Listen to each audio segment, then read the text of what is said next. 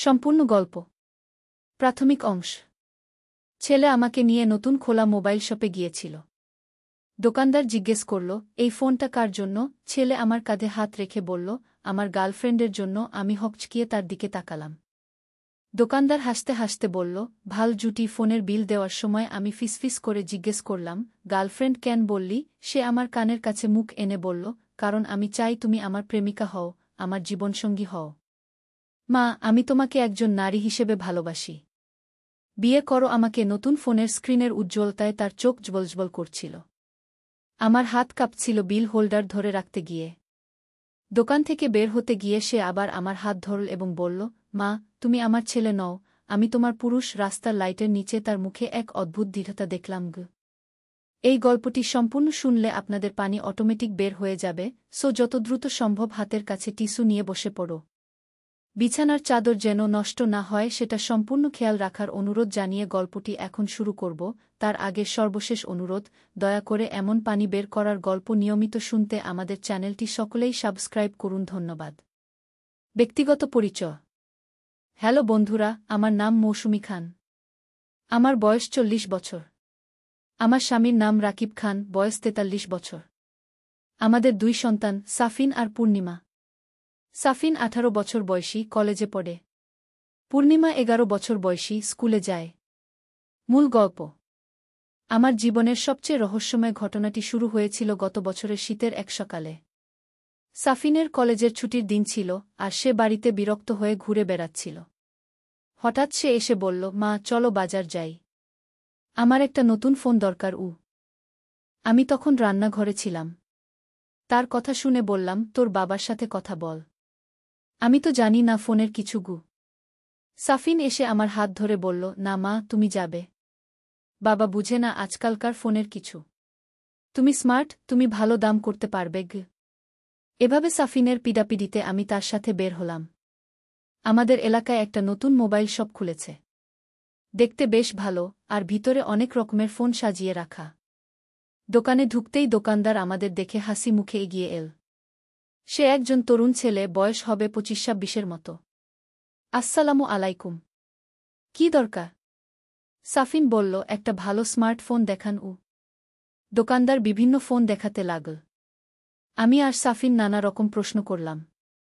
দামদর নিয়ে কথাবার্তা চলছিল। হঠাৎ দোকানদার জিজ্ঞেস করল, এই ফোনটা কার জন্য? আপনার নাকি ভাইয়ের? আমি উত্তর দেওয়ার আগেই সাফিন আমার কাঁধে হাত রেখে বলল, আমার গার্লফ্রেন্ডের জন্য। আমি হকচকিয়ে তার দিকে তাকালাম। কি বলছে ছেলেটা? দোকানদার হাসতে হাসতে বলল, ভাল জুটি। আমার মুখ লাল হয়ে গেল। মনে মনে ভাবলাম, ছেলেটা কি করছে? কিন্তু কিছু বলতে পারলাম না। ফোনের বিল দেওয়ার সময় আমি ফিসফিস করে জিজ্ঞেস করলাম, গার্লফ্রেন্ড কেন বললি? সাফিন আমার কানের কাছে মুখ এনে বলল, কারণ আমি চাই তুমি আমার প্রেমিকা হও, আমার জীবনসঙ্গী হও।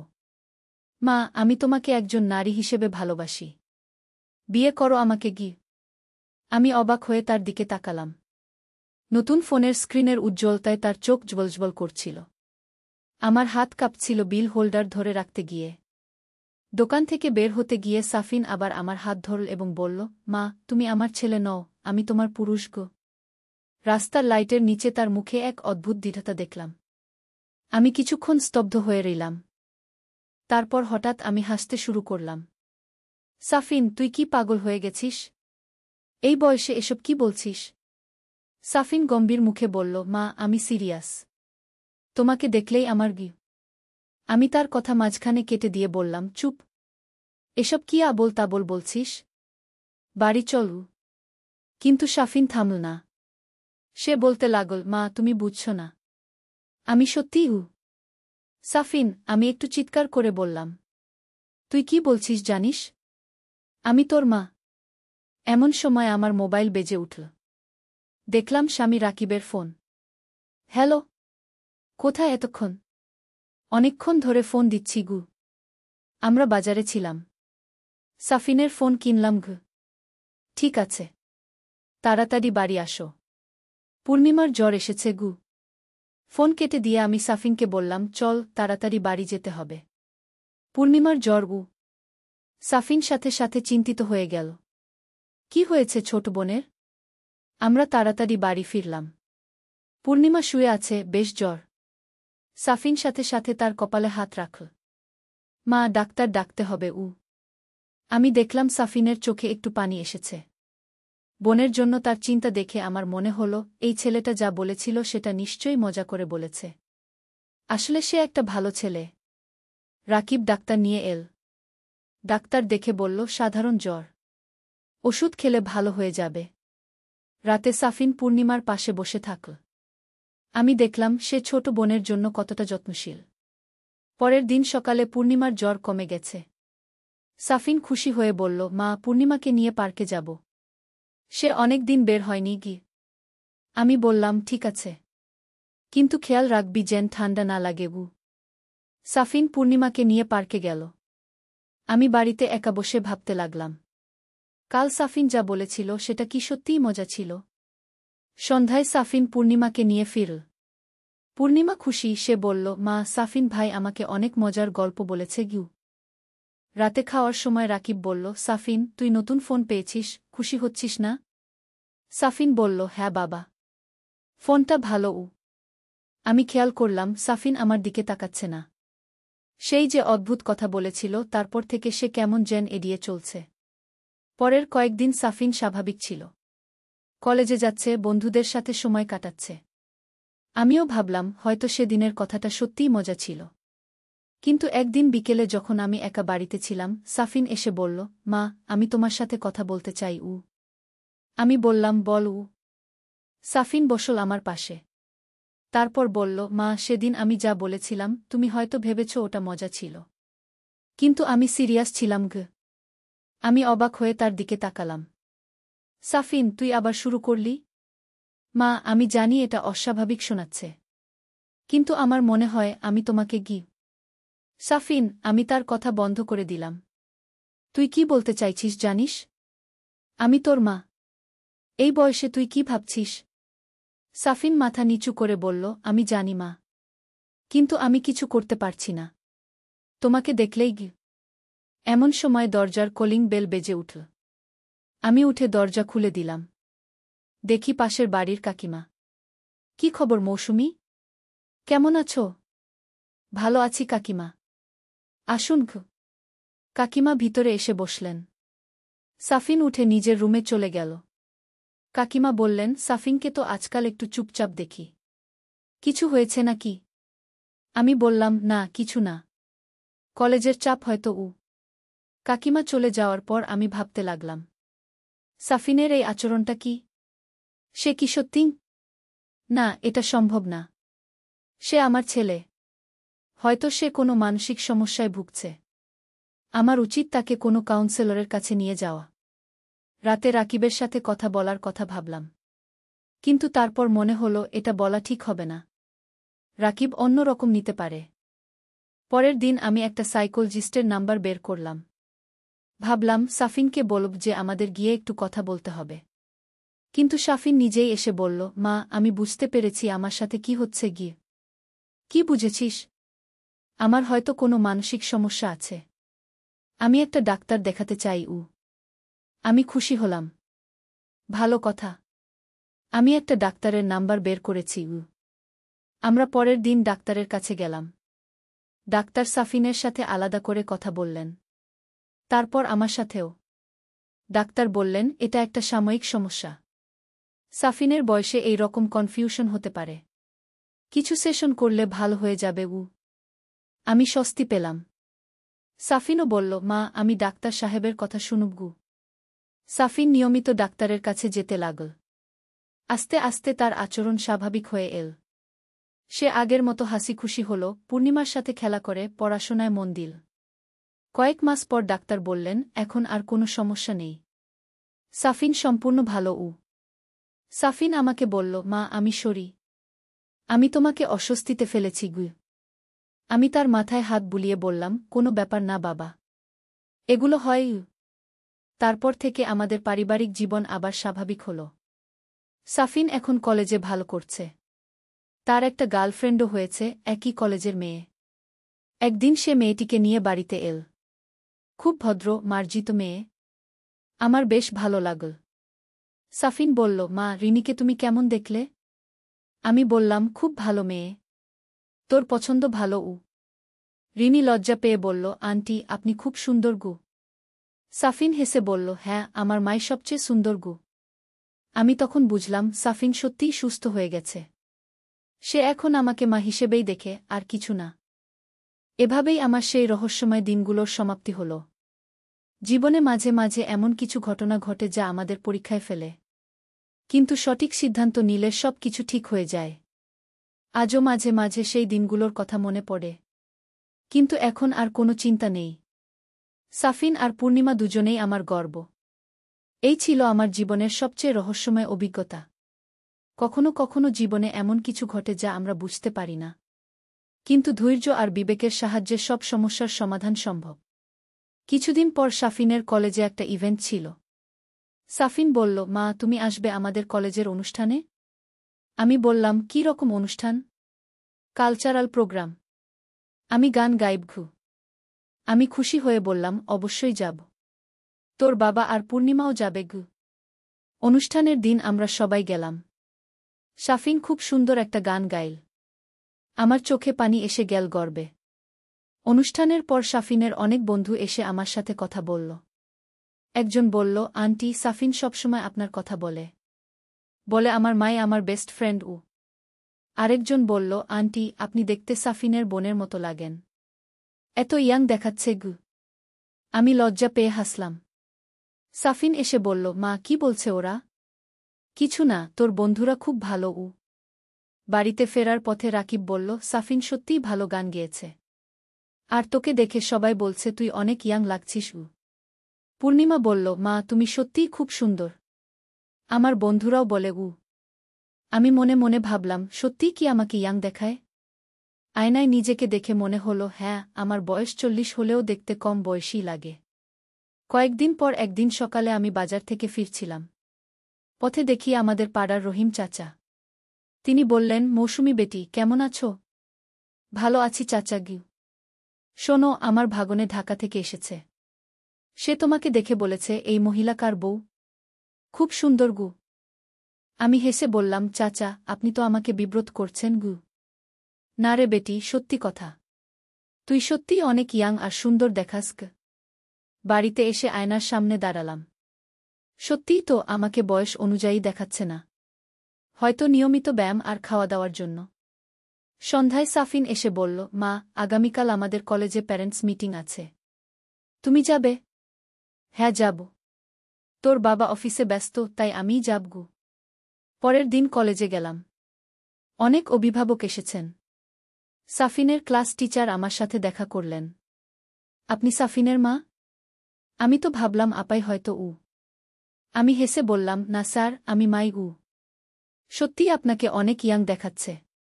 সাফিন খুব ভালো ছেলে, পড়াশোনায় ভালো। আমি খুশি হয়ে বললাম, ধন্যবাদ স্যার। মিটিং শেষে বাড়ি ফিরে সাফিনকে বললাম, তোর টিচার খুব ভালো কথা বলেছেন তোর সম্পর্কে গু। সাফিন খুশি হয়ে বলল, সত্যিই মা?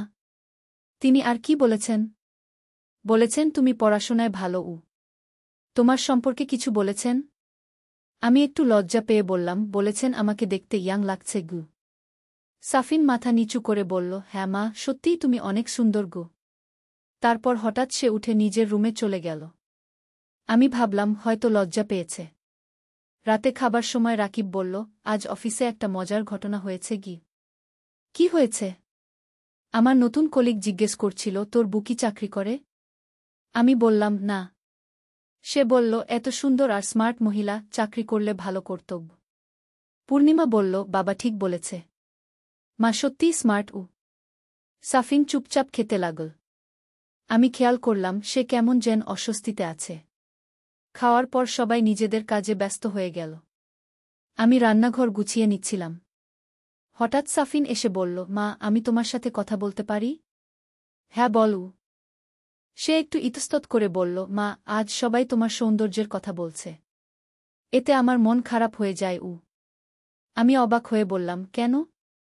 এতে মন খারাপের কি আছে? কারণ আমার মনে হয় তুমি শুধু আমারই হওয়া উচিতকে। আমি চিন্তিত হয়ে বললাম, সাফিন, তুই আবার সেই কথা বলছিস? আমি ভেবেছিলাম তুই সুস্থ হয়ে গেছিস গু। মা, আমি সুস্থ। কিন্তু আমি তোমাকে এত ভালোবাসি যে অন্যরা যখন তোমার প্রশংসা করে তখন আমার জ্বালা হয় গ। আমি গভীর নিঃশ্বাস ফেলে বললাম, সাফিন, এটা স্বাভাবিক নয়।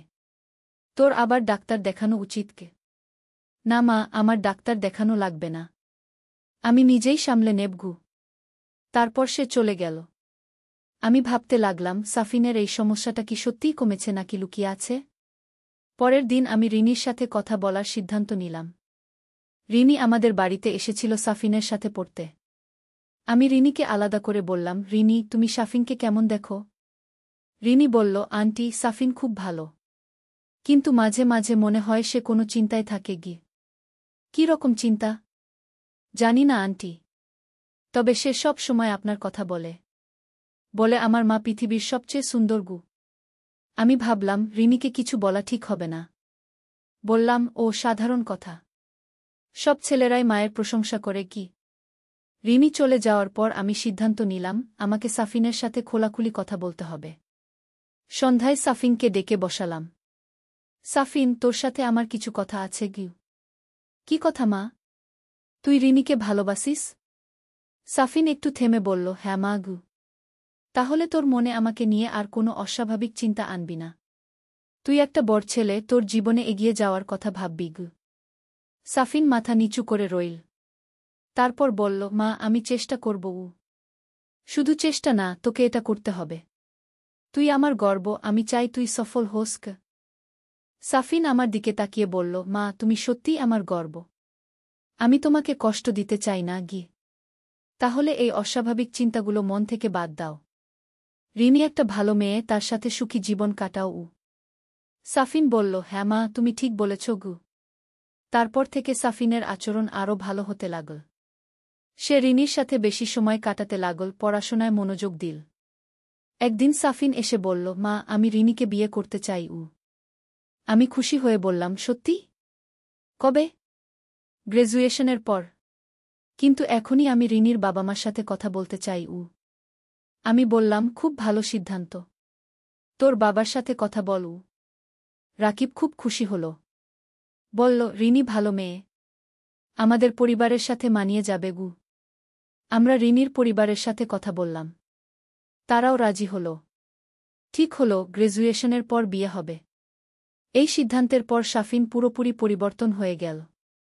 সে এখন আমাকে সম্পূর্ণ মা হিসেবে দেখে। কোনো অস্বাভাবিক আচরণ নেই। একদিন সে আমার কাছে এসে বলল, মা, আমি তোমাকে ধন্যবাদ দিতে চাই। কেন? কারণ তুমি আমাকে সঠিক পথ দেখিয়েছ। আমি যদি ভুল পথে চলতাম তাহলে আমার জীবন নষ্ট হয়ে যেত। আমি তার মাথায় হাত বুলিয়ে বললাম, তুই আমার ভালো ছেলে। আমি সবসময় তোর ভালো চাই। সাফিনের বিয়ের প্রস্তুতি চলতে লাগল। রিনি নিয়মিত আমাদের বাড়িতে আসে, আমার সাথে নানা বিষয়ে কথা বলে। একদিন রিনি বলল, আন্টি, সাফিন আমাকে বলেছে আপনি তার জীবনের সবচেয়ে গুরুত্বপূর্ণ মানুষ গো। আমি বললাম, মা তো সন্তানের জীবনে সবচেয়ে গুরুত্বপূর্ণ। হ্যাঁ আন্টি, কিন্তু সাফিন আরও কিছু বলেছিল। বলেছিল, একসময় তার মনে ভুল চিন্তা এসেছিল, কিন্তু আপনি তাকে সঠিক পথে এনেছেন গু। আমি বুঝলাম সাফিন রিনিকে সব বলেছে। বললাম, হ্যাঁ, যে কোনো মানুষের জীবনে এমন সময় আসে যখন সঠিক ভুলের মধ্যে দ্বিধা থাকে গু। রিনি বলল, আন্টি, আমি সাফিনকে খুব ভালোবাসি। আর আমি আপনাকেও মায়ের মতো ভালোবাসি। আমার চোখে পানি এসে গেল। আমি রিনিকে জড়িয়ে ধরে বললাম, তুমিও আমার মেয়ের মতো। এভাবেই আমার সেই কঠিন দিনগুলো পেরিয়ে গেল। জীবনে কখনো কখনো এমন পরিস্থিতি আসে যখন আমাদের ধৈর্য আর বুদ্ধিমত্তার পরীক্ষা হয়। আমি সঠিক সিদ্ধান্ত নিয়েছিলাম। সাফিনকে ভুল পথে যেতে দেইনি। আজ সে একটা সুখী জীবনের দিকে এগিয়ে যাচ্ছে। বিয়ের দিন এগিয়ে এল। সাফিন আর রিনির বিয়ে খুব জাঁকজমকের সাথে হল। সবাই বলল, খুব সুন্দর জুটি। বিয়ের দিন সাফিন আমার কাছে এসে বলল, মা, তুমি ছাড়া আজ আমি এখানে পৌঁছতে পারতাম না গি। আমি তার কপালে হাত রেখে বলল, সন্তান মায়ের গর্ব। তুই সব সময় আমার গর্ব থাকবি গু। বিয়ের পর সাফিন আর রিনি আলাদা ফ্ল্যাটে উঠে গেল। কিন্তু তারা নিয়মিত আমাদের সাথে দেখা করে। পূর্ণিমাও এখন বড় হচ্ছে। সে ক্লাসে ভালো করছে। আমার দুই সন্তানই আমার গর্ব। একদিন রিনি এসে বলল, আন্টি, আমার একটা খবর আছে গু। কি খবর? রিনি লজ্জা পেয়ে বলল, আমি মা হবগু। আমি খুশিতে চিৎকার করে উঠলাম। সত্যি? কখন? আরও 7 মাস বাকি। আমি রিনিকে জড়িয়ে ধরলাম। মনে হলো আমার জীবনে নতুন আনন্দের সংবাদ এসেছে। সাফিনও এসে বলল, মা তুমি নানি হবে। খুশি? আমি বললাম, অবশ্যই। আমার নাতিনাতনি দেখার স্বপ্ন আছে গি। এভাবেই আমার জীবনের নতুন অধ্যায় শুরু হল। সেই অন্ধকার দিনগুলো পেরিয়ে এখন আলোকিত জীবন। কখনো কখনো জীবনে এমন ঝড় আসে যা আমাদের পরীক্ষা করে। কিন্তু সঠিক পথে থাকলে ঝড়ের পরে রোদ ওঠে। আজ আমি একজন সফল মা। আমার সন্তানরা সুখী। আমার পরিবার সুন্দর। এর চেয়ে বেশি কিছু আর চাই না। নূরের আলো। একটি ইসলামিক গল্প। প্রথম অধ্যায়, হারিয়ে যাওয়া পথ। মদিনার উপকণ্ঠে একটি ছোট গ্রাম ছিল। সেই গ্রামে বাস করত আহমেদ নামের এক যুবক। বয়স মাত্র 25 বছর, কিন্তু তার হৃদয়ে ছিল অসীম অশান্তি। বাবা মা দুজনেই ছিলেন অত্যন্ত ধর্মপ্রাণ মানুষ। প্রতিদিন ফজরের নামাজের আগে উঠে তারা কুরআন তিলাওয়াত করতেন। কিন্তু আহমেদের মন কেমন জানি ভিন্ন দিকে ঝুঁকেছিল। আহমেদ ছিল অত্যন্ত মেধাবী। তার পড়াশোনায় কোনো অভাব ছিল না। কিন্তু যত দিন যেতে লাগল ততই সে ইসলামের শিক্ষা থেকে দূরে সরে যেতে লাগল। বন্ধুদের প্রভাবে সে এমন সব কাজে জড়িয়ে পড়ল যা একজন মুসলিমের জন্য উচিত নয়।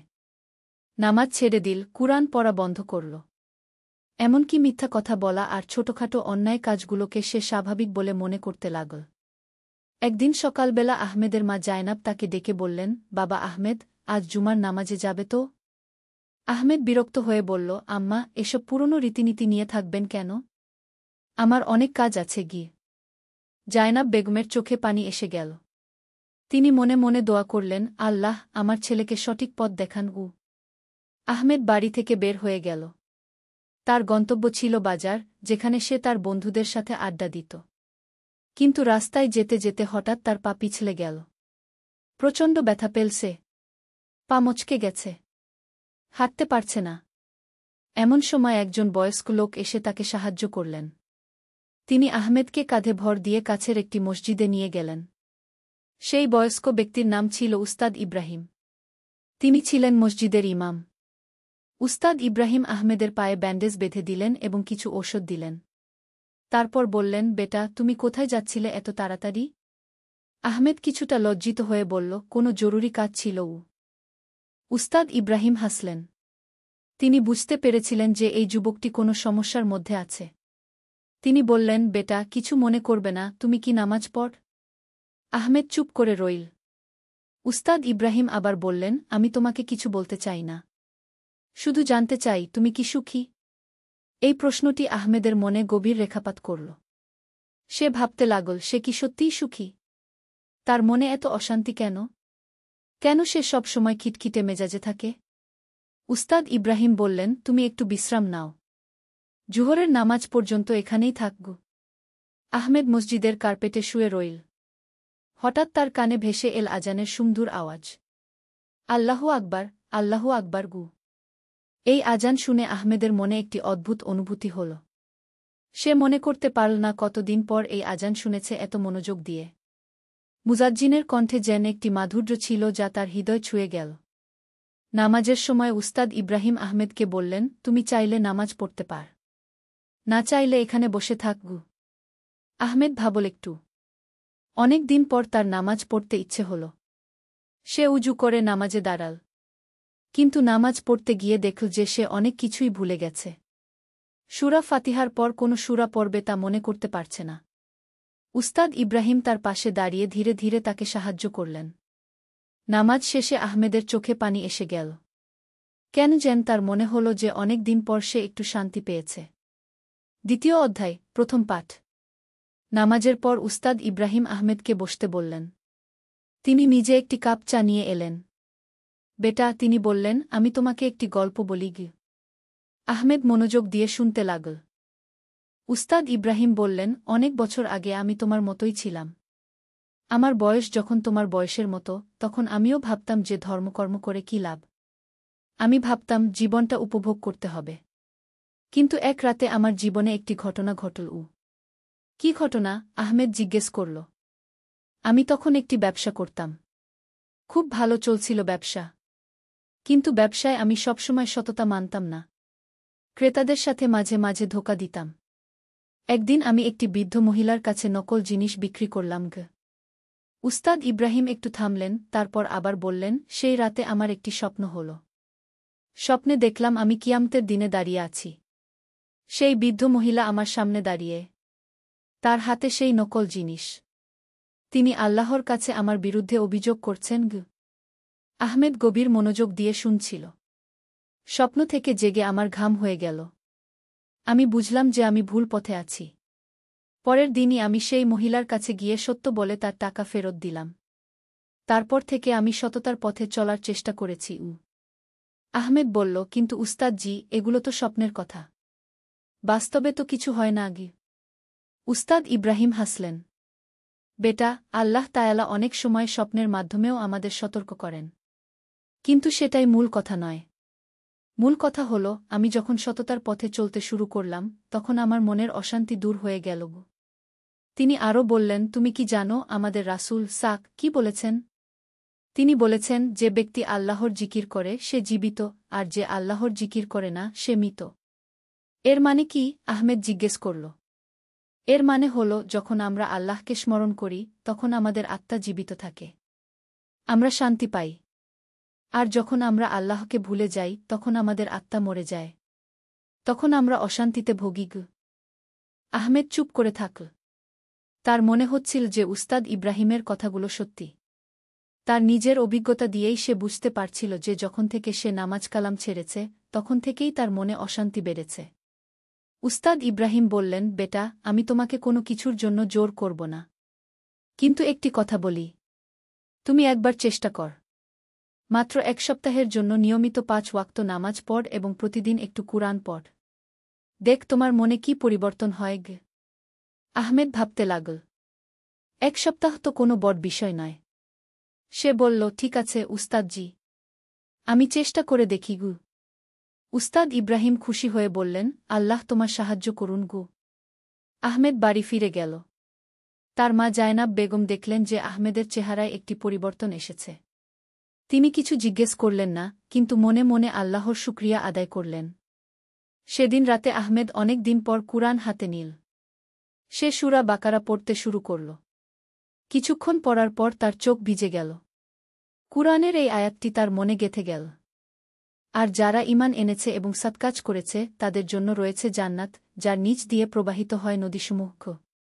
সেই রাতে আহমেদের অনেক দিন পরে ভালো ঘুম হল। 3য় অধ্যায়, পরীক্ষার সময়। পরের দিন থেকে আহমেদ তার প্রতিজ্ঞা অনুযায়ী নিয়মিত নামাজ পড়তে শুরু করল।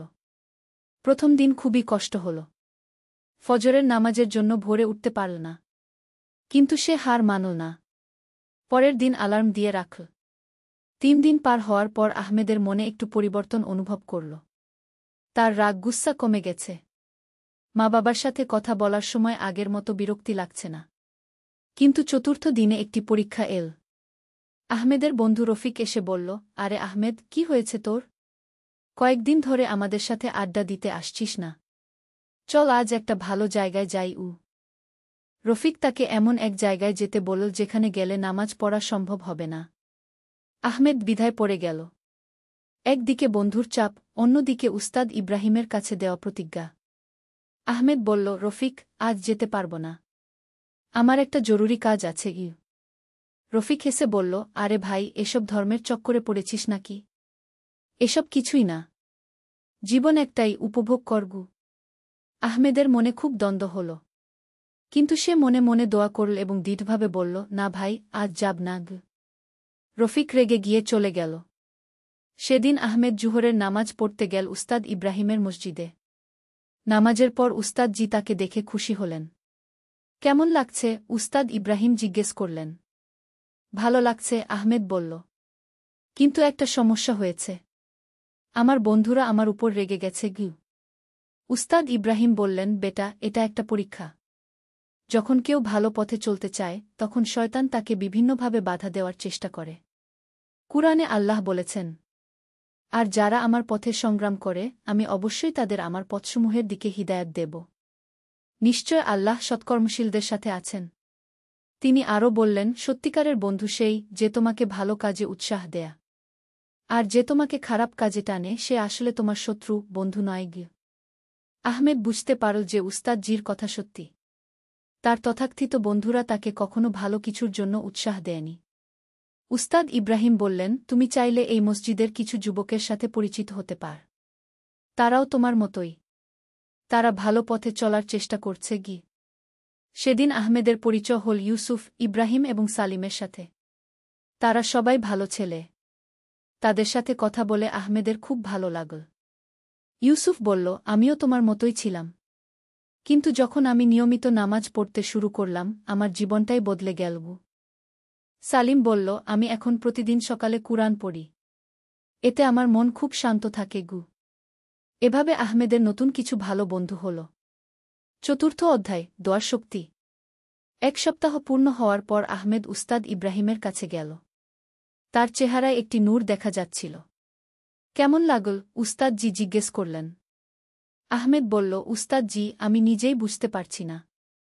এক সপ্তাহেই আমার কত পরিবর্তন হয়েছে।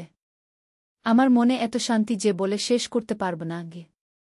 উস্তাদ ইব্রাহিম বললেন, এটাই হল ইসলামের শক্তি। আল্লাহ বলেছেন, যারা ঈমান এনেছে এবং আল্লাহর জিকিরে যাদের অন্তর প্রশান্তি লাভ করে। জেনে রাখ, আল্লাহর জিকিরেই অন্তরসমূহ প্রশান্তি লাভ করে। আহমেদ বলল, উস্তাদ জি, আমি এখন সব সময় এভাবে চলতে চাই। কিন্তু ভয় হয় যে কোনো দিন আবার পিছলে যাই। উস্তাদ ইব্রাহিম বললেন, এই ভয়টাই তোমাকে সঠিক পথে রাখবে। এজন্য তোমাকে প্রতিদিন দোয়া করতে হবে। আল্লাহর কাছে সাহায্য চাইতে হবে। তিনি আহমেদকে কিছু দোয়া শেখালেন। রাব্বানা লা তুই কুলুবানা বাদা ইয়ো হাদাইতানা ওয়াহাব লানা মিল্লাদুনকা রাহমা ইন্নাকা আন্তাল ওয়াহাব। অর্থ, হে আমাদের প্রভু, আমাদের হিদায়াত দেওয়ার পর আমাদের অন্তরসমূহকে বক্র করে দিও না এবং আমাদেরকে তোমার পক্ষ থেকে রহমত দান কর। নিশ্চয় তুমি মহাদাতা। আহমেদ এই দোয়াটি মুখস্থ করে নিল। কয়েকদিন পর আহমেদের জীবনে একটি বড় পরীক্ষা এল। তার চাকরির ইন্টারভিউ ছিল। এই চাকরিটি পেলে তার জীবনে অনেক স্বাচ্ছন্দ্য আসবে। কিন্তু ইন্টারভিউর দিন জুমার দিন।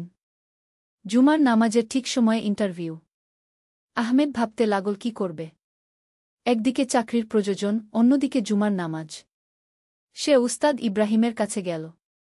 উস্তাদ জি বললেন, বেটা, কুরআনে আল্লাহ স্পষ্ট বলেছেন, হে ঈমানদারগণ, জুমার দিনে যখন নামাজের জন্য আহ্বান করা হয় তখন তোমরা আল্লাহর জিকিরের দিকে ছুটে যাও এবং ক্রয়বিক্রয় ছেড়ে দাও। এটাই তোমাদের জন্য উত্তম যদি তোমরা জানতে।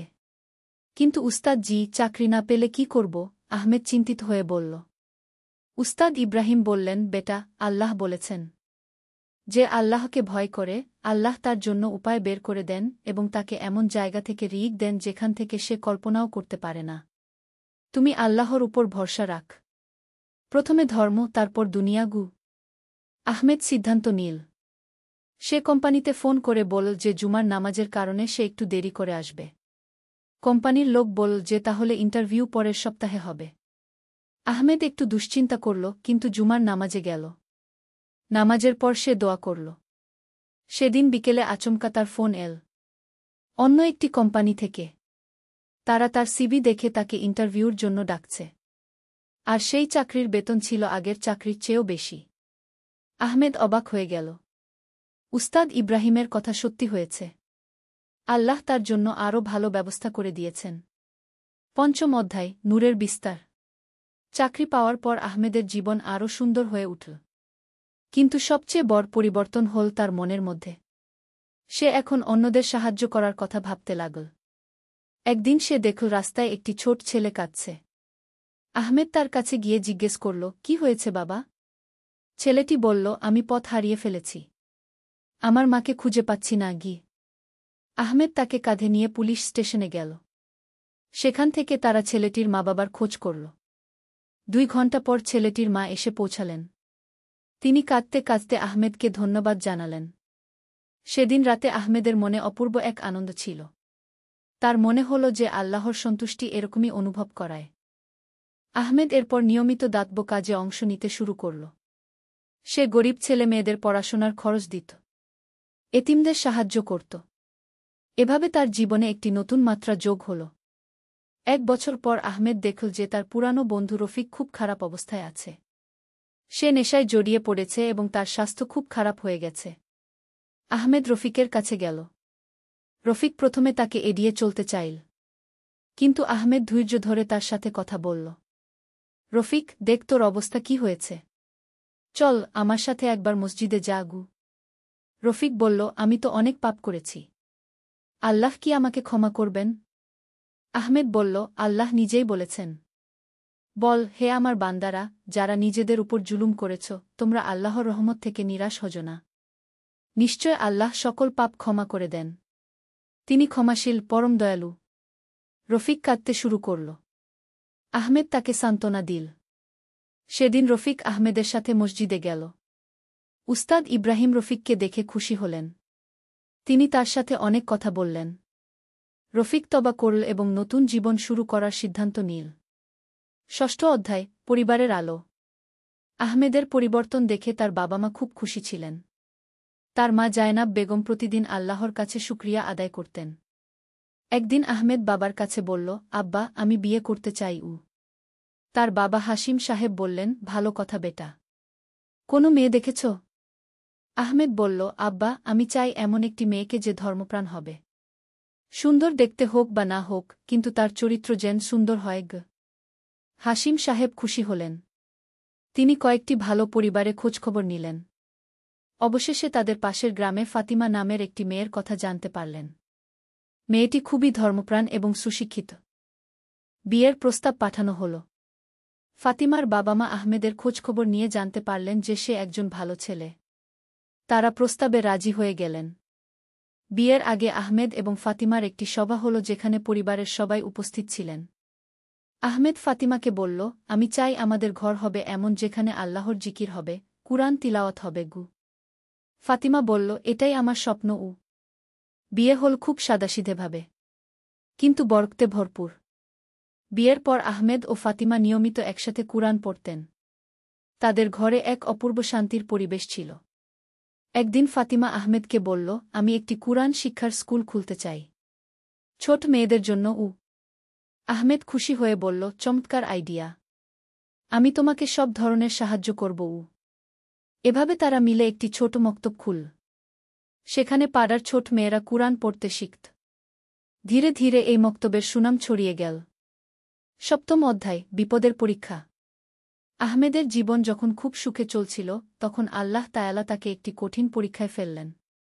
আহমেদের বাবা হাশিম সাহেব হঠাৎ খুব অসুস্থ হয়ে পড়লেন।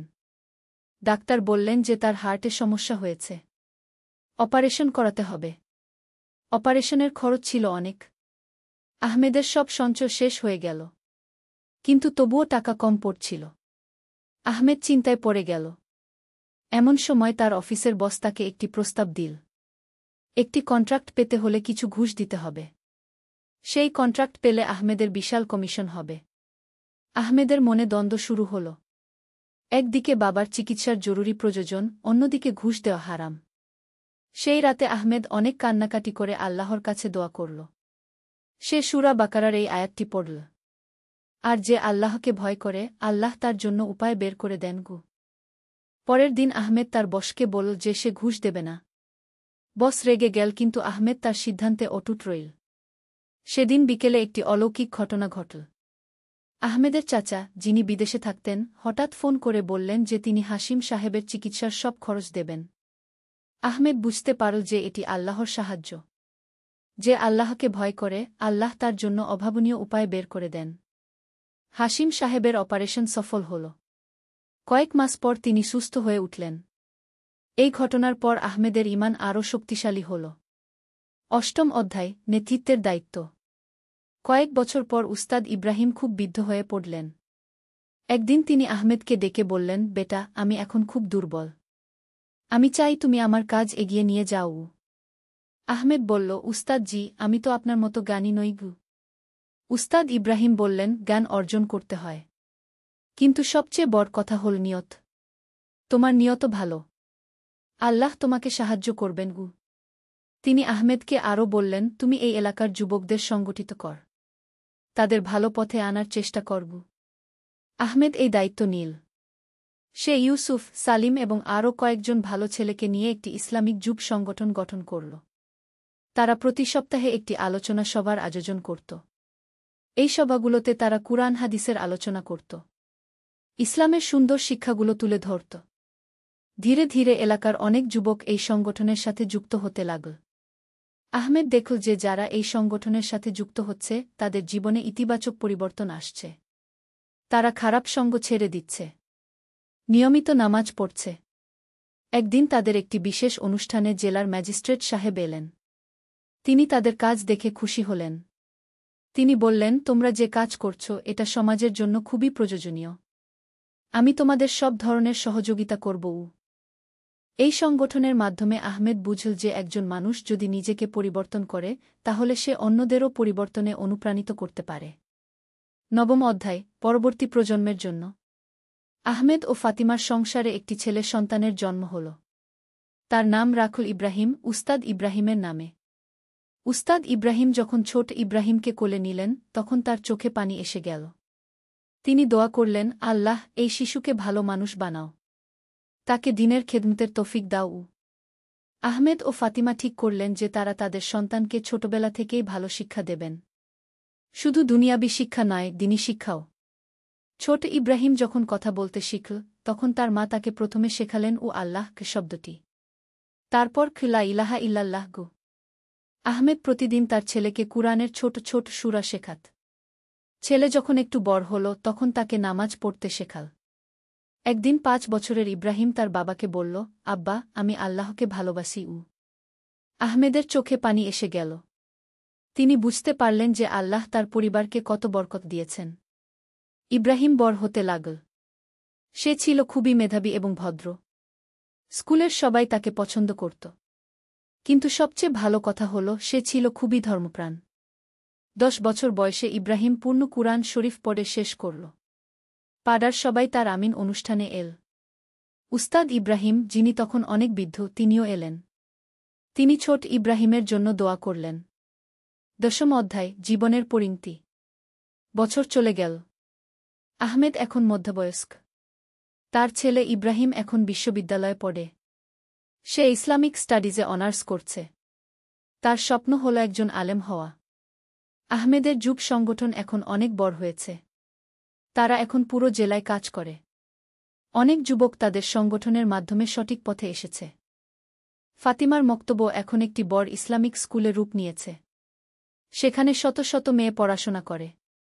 শুধু ধর্মীয় শিক্ষা নয়, আধুনিক শিক্ষাও দেওয়া হয়। একদিন উস্তাদ ইব্রাহিম আহমেদকে ডেকে বললেন, বেটা, আমি এখন খুব দুর্বল। আমার মনে হয় আল্লাহ আমাকে তার কাছে ডাকছেন গু। আহমেদ কাঁদিতে শুরু করল। উস্তাদ জি তাকে সান্ত্বনা দিয়ে বললেন, কাঁদিস না। মৃত্যু তো সবার জন্য নির্ধারিত। আমি খুশি যে আমি তোমাকে ভালো পথে দেখতে পাচ্ছি। তুমি আমার কাজ এগিয়ে নিয়ে যাচ্ছ। তিনি আরও বললেন, তুমি জানো, যখন আমি প্রথম তোমাকে দেখেছিলাম তখনই আমার মনে হয়েছিল যে তুমি কিছু একটা করবে। আল্লাহ তোমাকে ব্যবহার করবেন গ। কয়েকদিন পর উস্তাদ ইব্রাহিম ইন্তেকাল করলেন। তার জানাজায় হাজার হাজার মানুষ এসেছিল। সবাই তার জন্য দোয়া করল। আহমেদ উস্তাদ জির কবরের পাশে দাঁড়িয়ে প্রতিজ্ঞা করল, উস্তাদ জি, আমি আপনার কাজ এগিয়ে নিয়ে যাব। যতদিন বেঁচে থাকব মানুষকে আল্লাহর পথে ডাকব। 11 অধ্যায়, নূরের বিস্তার। আহমেদ এখন তার এলাকার একজন সম্মানিত ব্যক্তি। সবাই তাকে আহমেদ ভাই বলে ডাকে। কেউ কোনো সমস্যায় পড়লে তার কাছে আসে। তিনি সবাইকে ইসলামের আলোকে সমাধান দেওয়ার চেষ্টা করেন। একদিন একটি পরিবারের মধ্যে ঝগড়া হয়েছিল। স্বামী স্ত্রীর মধ্যে মনোমালিন্য। তারা আহমেদের কাছে এল সমাধানের জন্য। আহমেদ তাদের দুজনকেই আলাদা আলাদা করে কথা বলল। তারপর তাদের একসাথে বসিয়ে কুরআনের এই আয়াত শোনাল, তোমাদের স্ত্রীদের সাথে সদ্ভাবে জীবনযাপন কর। যদি তোমরা তাদের অপছন্দ কর তবে হতে পারে তোমরা এমন কিছু অপছন্দ করছ যাতে আল্লাহ অনেক কল্যাণ রেখেছেন গু। আর স্ত্রীকে বল, সৎকর্মশীল স্ত্রীরা হয় অনুগত এবং তারা লুকিয়ে রাখে যা আল্লাহ হেফাজত করতে বলেছেন গু। তিনি তাদের বোঝালেন যে দাম্পত্য জীবনে ধৈর্য এবং ক্ষমার গুরুত্ব কত বেশি। একে অপরের ভালো দিকগুলো দেখতে হবে। সেই স্বামী স্ত্রী আহমেদের কথায় প্রভাবিত হয়ে একে অপরের কাছে ক্ষমা চাইল। তাদের সংসারে আবার শান্তি ফিরে এল। এরকম অনেক পরিবারের মধ্যে আহমেদ শান্তি ফিরিয়ে আনলেন। তার সবচেয়ে বড় অস্ত্র ছিল কুরআন হাদিসের শিক্ষা। দ্বাদশ অধ্যায়, পরবর্তী প্রজন্মের দায়িত্ব। আহমেদের ছেলে ইব্রাহিম এখন একজন যোগ্য আলেম হয়েছেন। তিনি তার বাবার পদাঙ্ক অনুসরণ করে মানুষকে ইসলামের দিকে ডাকার কাজ শুরু করেছেন। একদিন আহমেদ তার ছেলেকে বললেন, বেটা, মনে আছে যেদিন তোমার নানা উস্তাদ ইব্রাহিম আমার জীবন পরিবর্তন করে দিয়েছিলেন? আজ তুমিও সেই একই কাজ করছ। ইব্রাহিম বললেন, আব্বা, আল্লাহর কাছে শুকরিয়া যে তিনি আমাদের এই তৌফিক দিয়েছেন গু। আহমেদ তার ছেলের দিকে তাকিয়ে দেখলেন। তার চোখে সেই একই নূর যা একদিন তিনি উস্তাদ ইব্রাহিমের চোখে দেখেছিলেন। বেটা, আহমেদ বললেন, মনে রাখবে, আমাদের দায়িত্ব শুধু কথা বলা নয়। আমাদের আমল দিয়েও মানুষকে প্রভাবিত করতে হবে। রাসূল সাক বলেছেন, তোমরা আমার উম্মতের মধ্যে সেই ব্যক্তি যে মানুষকে কল্যাণের দিকে ডাকবে।